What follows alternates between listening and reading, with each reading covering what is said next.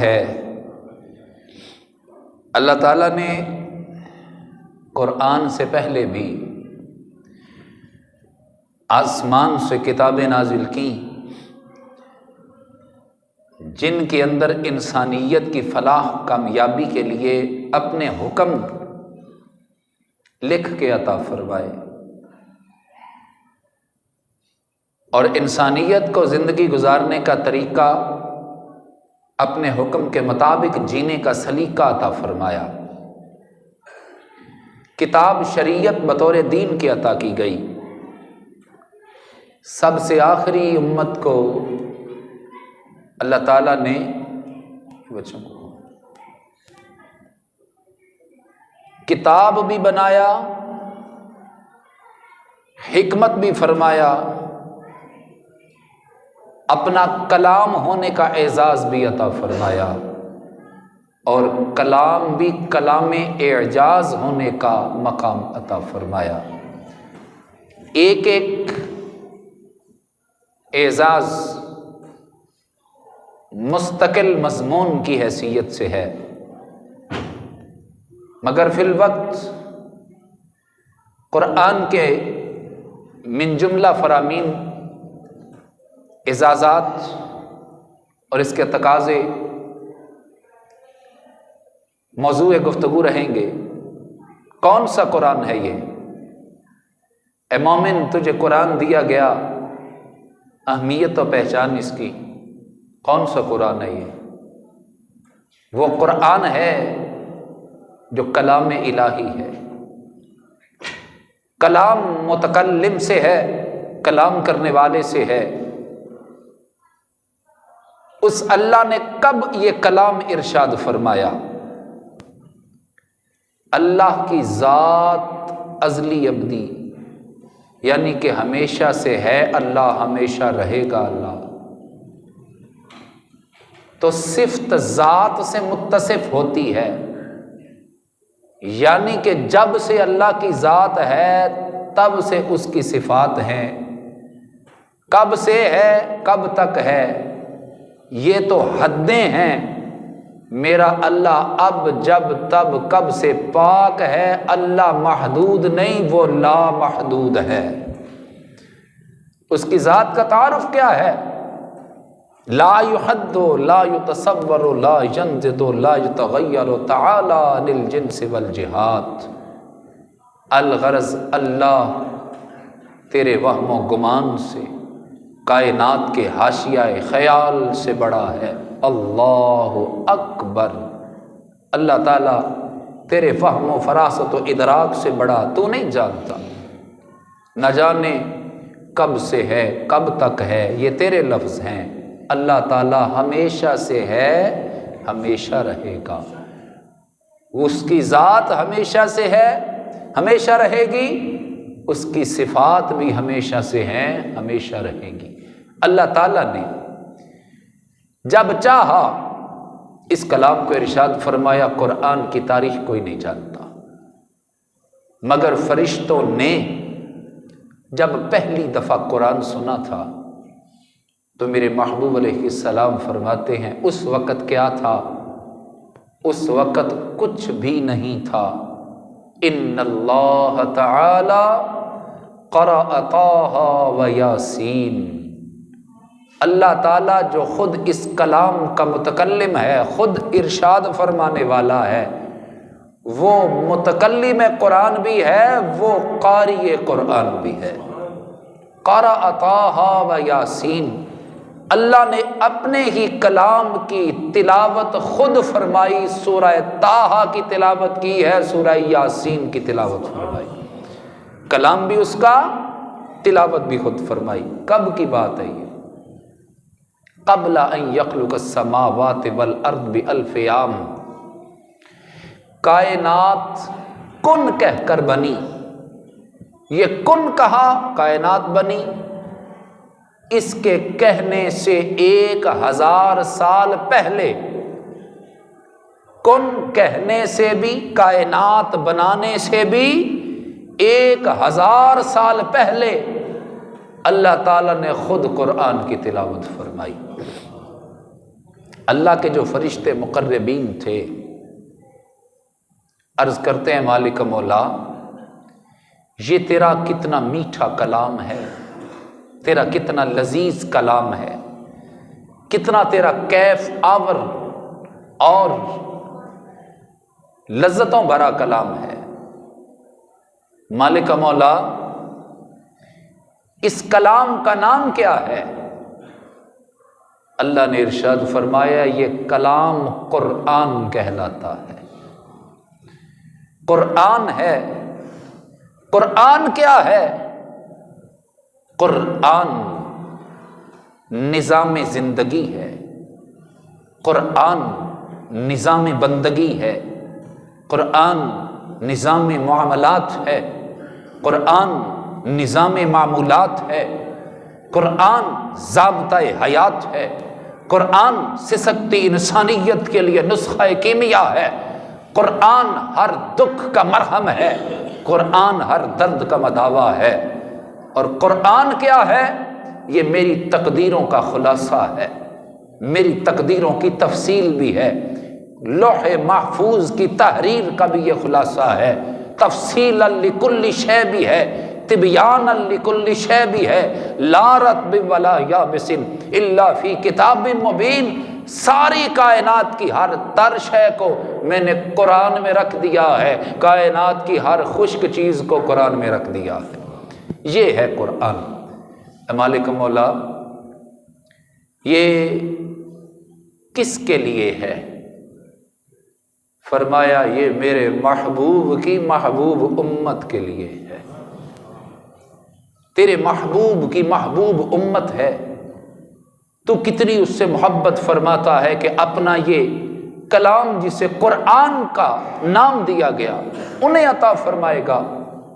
مالک مولا تو ذوالجلال ہے، بڑے جلال والا، تو ذوالجلال ہے کہ جس کی جلالت کا اندازہ اس بات سے لگائیے کہ جبرائیل سدرہ سے آگے جائیں تو عرش الہی تو ابھی لا مکان نہ جانے کہاں ہے، اس کی تجلیات سدرہ سے آگے جانے پر جبرائیل کے پر جلا دیتی ہے۔ یا اللہ تو ذوالجلال ہے، تیری ذات ذوالجلال، تیری صفات بھی جلالی ہیں، تیری پھر صفت کمال اور صفت کلام بھی جلالی ہے، یہ قرآن بھی جلالی ہے۔ اے مالک مولا یہ نازل کہاں کرے گا، یہ اتارے گا کہاں؟ اللہ فرماتا ہے یہ میں اپنے محبوب علیہ السلام کے دل پر نازل کروں گا۔ یا اللہ تیرے محبوب کا دل تیرے اس جلالی کلام کی تجلیات کو برداشت کر لے گا؟ اتنا جلالی کلام قلب مصطفیٰ میں سما جائے گا؟ کیا برداشت کر پائے گا؟ اللہ فرماتا ہے تم نے محسوس ٹھیک کیا ہے، میں رب ذوالجلال بڑے جلال والا، صفت میری بھی جلالی، کلام بھی پر جلال، میں رب ذوالجلال، میرا کلام پر جلال، مگر میں نے جس دل پر نازل کرنا ہے نا اس دل کو میں نے طاقت اتنی عطا کی ہے کہ اگر میں یہ کلام پہاڑوں پر نازل کروں پہاڑ سرما بن کر بکھر جائے۔ سرما بن کر کیسے بکھر جائے اس کا اندازہ آپ معراج کے اس واقعے سے لگاتے ہی ہیں، علماء بیان کرتے ہی ہیں کہ فلما تجلی ربہ للجبل، موسیٰ کلیم فرمائش کر بیٹھے تھے رب کی بارگاہ میں، رب کا کلام سنا۔ کلام الہی کا اعزاز کیا ہے؟ کلام الہی سنا طور پر جا کر تو ایک دن فرمائش کر بیٹھے، دل میں خیال آیا جس کے کلام میں اتنی مٹھاس ہے اس کے دیدار کا عالم کیا ہوگا۔ یا اللہ اپنا جلوہ بھی عطا کر۔ فرمایا لن ترانی، نہیں دیکھ سکتا۔ کیوں نہیں دیکھ سکتا؟ تو نہیں دیکھ سکتا، ہم دکھا سکتے ہیں، دیکھ سامنے پہاڑ کو دیکھ۔ اگر یہ ہماری صفت کی تجلی کو، ذات ہے اور صفت ہے، صفت کا بھی جلوہ رب ذوالجلال، اس کی صفات بھی پر جلال، ہماری صفت کی تجلی کو اگر یہ پہاڑ برداشت کر جائے نا سامنے والا تو پھر ہم سامنے آ جائیں گے، تو بھی ہمیں دیکھ سکے گا۔ اگر یہ سامنا پہاڑ نہ برداشت کر سکے تو پھر ہم نے جو فرمایا دل کی اتھا گہرائیوں سے مان لے کہ تو نہیں دیکھ سکتا ہمیں۔ فلما تجلی ربہ للجبل، اللہ نے جب اپنی صفت کا جلوہ، اپنی ذات نہیں، اپنی صفت کا جلوہ سوئی کے ناکے کے کروڑویں حصے کے برابر، مفسرین فرماتے ہیں کتنی تجلی آئی تھی طور پہاڑ کے سامنے، سوئی کے ناکے کے کروڑویں حصے کے برابر اللہ کی صفت کا ایک جلوہ سامنے والے پہاڑ پر آیا تھا۔ سامنا پہاڑ سرما بن کر بکھر گیا تھا، جعلہ دکا وخر صائقا۔ حضرت موسیٰ علیہ السلام بھی اپنے حواس قائم نہ رکھ سکے تھے، بے ہوش ہو کر زمین پر تشریف فرما ہو گئے۔ تو یہ صفت کی تجلی تھی۔ موسیٰ کلیم علیہ السلام ڈائریکٹ دیکھنا تو بڑی دور کی بات، اس جلوے کو سیدھا دیکھنا تو بڑی دور کی بات، پہاڑ کے واسطے سے انڈائریکٹ بھی دیکھ کر برداشت نہ کر سکے۔ اے مالک مولا تو ذوالجلال، تیرا کلام کلام قرآن پر جلال نازل کرنا ہے، تو نے اپنے محبوب کے دل پر، پہاڑوں پر تیری صفت کی تجلی سوئی کے ناکے کے کروڑویں حصے کے برابر آئے، وہ اپنا وجود برقرار نہیں رکھ سکتا۔ محبوب کا دل الحمد کی الف سے لے کر والناس کی سین تک تیرا کلام کیسے برداشت کر لے گی؟ تو رب نے فرمایا قرآن میرا کلام ہے اور مصطفیٰ کا دل میری مخلوق ہے۔ میں قادر ہوں، میں کریم ہوں، میں مدبر کائنات، میں متصرف کائنات، میں حکمتوں والا، حکمتوں کے خزانے بھرے ہیں، میں رحمتوں والا، میری رحمتوں کے سمندر بے کنارہ ہیں، میری قدرتیں بھی کامل، میری حکمتیں بھی بالغ، میرے احسانات بھی لازوال۔ میں نے محبوب کے دل کو اگر قرآن کا برتن بنایا ہے تو پھر اس بات کے بھی قابل بنایا ہے یہ جلالی کلام قلب مصطفیٰ پر نازل ہوتا جائے گا، اس کی تجلیات کو قلب مصطفیٰ جذب کرتا جائے گا، تجلیات خود برداشت کرتا جائے گا، جمال بنا کے امت کو عطا کرتا جائے گا۔ قرآن کے جلال کو خود برداشت کرے گا، جمال بنا کے امت کو عطا فرمائے گا۔ اے مالک مولا یہ امت اس قرآن کو پڑھے گی، اس امت کے لیے قرآن میں اتنا خزانہ، اتنا خزینہ ہے۔ اے مالک مولا یہ امت تجھے بڑی پیاری ہے؟ فرمایا سب سے پیارے لوگ ہی میں نے محبوب کی امت میں داخل کیے ہیں۔ یہ تو ازلی فیصلہ تھا، ابدی فیصلہ ہو چکا تھا۔ فرشتوں یہ دل ہے میرے محبوب کے امتیوں کے، فیصلہ تقدیر کا ہو چکا، کون مصطفی ہوگا، کون محمدی ہوگا، کس کے گلے میں غلامی مصطفیٰ کا پٹا ہوگا، اس کا بولنا کیسا ہوگا، اس کا چلنا کیسا ہوگا، اس کا ظاہر و باطن کیسا ہوگا۔ اے فرشتوں میں نے شروع سے فیصلہ کر لیا ہے فلاں فلاں شخص میرے محبوب کا صحابی ہوگا، فلاں فلاں تابعی ہوگا، فلاں فلاں میرے محبوب کے دین کا عالم ہوگا، اور فلاں فلاں مرتے دم تک میرے محبوب کا عاشق ہوگا۔ یہ تو ازل سے فیصلہ ہو چکا۔ اے مالک مولا پھر کلام ہم نے سنا ہے، سورہ طٰہٰ کی تلاوت سنی ہے، سورہ یاسین کی تلاوت سنی ہے، ایسا کلام جو تصور و گمان میں بھی نہیں، ہماری وہم و گمان سوچ و خیال میں بھی نہیں، کیا اس کی ترتیب ہے، کیا اس کا توازن ہے، کیا اس کی وضاحت ہے، کیا اس کی نشست و برخاست ہے۔ مالک مولا پھر صدقے جائیں کیا پڑھنے والے کا انداز ہوگا، اور جب خاص طور پر تیرے محبوب قرآن پڑھیں گے تو کائنات وجد کر جائے گی۔ اے پیارے، اے مالک مولا، اے پیارے اللہ، ہماری اس تیری محبوب امت کو پھر پیش کی مبارکباد ہو، ہماری پیش کی مبارکباد۔ ابھی کائنات نہیں، کائنات کے نظارے نہیں، زمین نہیں، آسمان نہیں، آسمان کے ستارے نہیں، اے مالک مولا 1000 سال پڑا ہے ابھی کائنات کو معرض وجود میں آنے میں۔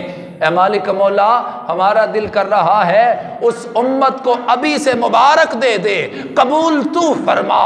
مالک ان کو یہ ارشاد فرما دینا کہ جب نہ زمین تھی، نہ زمین کے نظارے تھے، نہ آسماں تھا، نہ آسماں کے ستارے تھے، اے خوش قسمتو ناز کرو اپنی قسمت پر، اس وقت بھی محبوب کے غلاموں تذکرے تمہارے تھے۔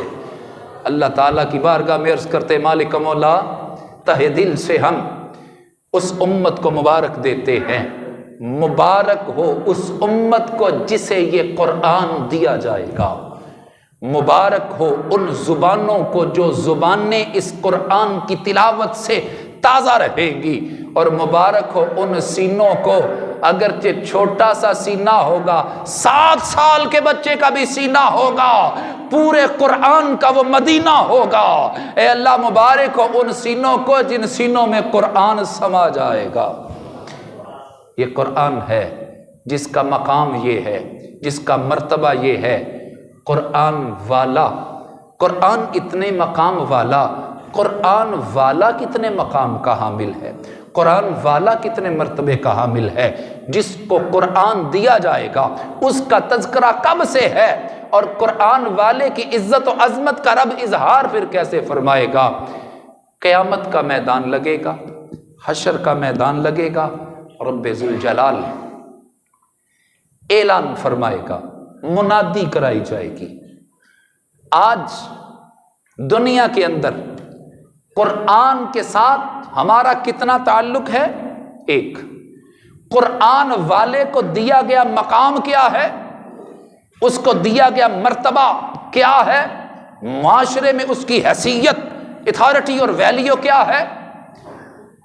رب قیامت کے دن جب اعلان فرمائے گا، اعلان کیا ہوگا؟ اے قیامت کی انتظامیہ، فرشتے ہیں نا قیامت کے منتظمین، محتمم تو اللہ ہے قیامت کا، اہتمام تو اللہ نے کرنا ہے، مگر انتظام نظم و نسق کا ذمہ فرشتوں کے ذمہ ہوگا۔ اے فرشتوں، اے قیامت کی انتظامیہ، سنو اعلان ربانی ہے، تمہارا مالک چاہتا یہ ہے اول سے لے کر آخر تک سارے انسان میدان معاشر میں جمع ہیں، ان میں جہاں جہاں میرے قرآن والا کھڑا ہے اسے رب کا سلام کہہ دو، جا کر اسے رب کا پیغام دے دو جا کے کہ رب ذوالجلال بارگاہ خاص پر جہاں پر متجلا ہے اسے جلوہ خاص کے پاس تمہیں بلاتا ہے اور حکم فرماتا ہے میری بارگاہ خاص کے قریب آ جاؤ۔ اعلان ہوگا، ایک ایک کو چن چن کے رب کی بارگاہ میں پیش کیا جائے گا، نورانی جلوس جا رہا ہوگا، پوچھنے والا پوچھے گا یہ کون ہیں جن کے چہرے کی تابانی کروڑوں سورج بھی اب برداشت نہ کر پائیں، اور ان کے چہرے کی نورانیت کروڑوں چاند بھی اب پوری نہ کر پائیں، کون ہیں یہ؟ بتایا جائے گا یہ جو دیکھ رہے ہو نا کہ نور آنکھوں میں تو چہروں پہ اجالے ہوں گے، مصطفیٰ والوں کے انداز نرالے ہوں گے۔ یہ محمد عربی کے غلام ہیں، یہ قرآن کے حامل ہے، یہ قرآن کے قاری ہے، یہ قرآن کے حافظ ہیں، یہ قرآن کے عالم ہے۔ سورہ ملک پڑھ کے سو جانے والا بھی قاری قرآن کی صف میں کھڑا ہو کیا جائے گا، یہ قرآن والا ہے، یہ قرآن سے پیار کرتا تھا، رب کی بارگاہ میں پیش کر دیے۔ اگرچہ جھوٹ نہیں بولنا چاہیے کسی بھی جگہ پر، اور کفران نعمت نہیں کرنا چاہیے کسی بھی جگہ پر، اگرچہ یہ اپنی جگہ پر حقیقت مسلم ہے، اس قرآن کی وجہ سے ہمارے معاشرے نے آج بھی قرآن والے کو منبر پر بٹھا دیا ہے، اگرچہ اس قرآن کی وجہ سے مصطفیٰ نے اپنا منبر عطا کر دیا ہے، اس قرآن کی وجہ سے کریم آقا صلی اللہ علیہ وسلم نے اپنا مصلی امامت عطا کر دیا ہے، اگرچہ اس قرآن کی وجہ سے